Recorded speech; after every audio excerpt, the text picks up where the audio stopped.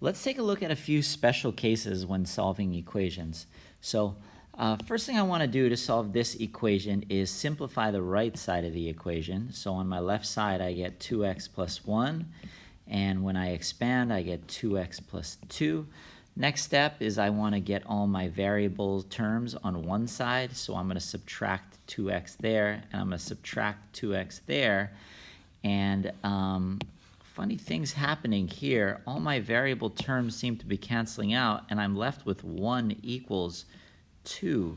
And that's not a true statement at all. And when you end up with a statement that is untrue, that means this equation actually has no solution.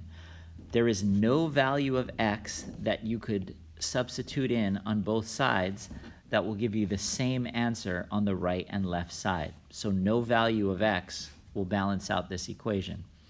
Anytime you end up with an untrue statement, the actual answer to the problem is no solution. Sometimes people use the shortcut of no solution. Let's take a look at another special case.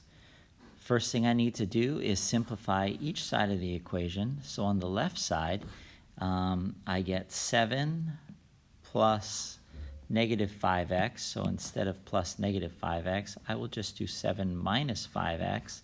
And then on the right side of the equation, I have negative 5x plus 7. Now I'm going to want to group my variable terms together. So I'm going to add 5x to both sides of the equation, and this will cancel out, and interestingly this will cancel out as well, and I'm left with 7 equals 7, which is a true statement.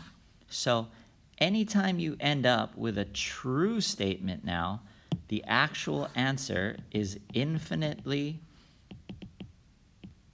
many solutions. And sometimes people use the shortcut of that for infinitely many solutions.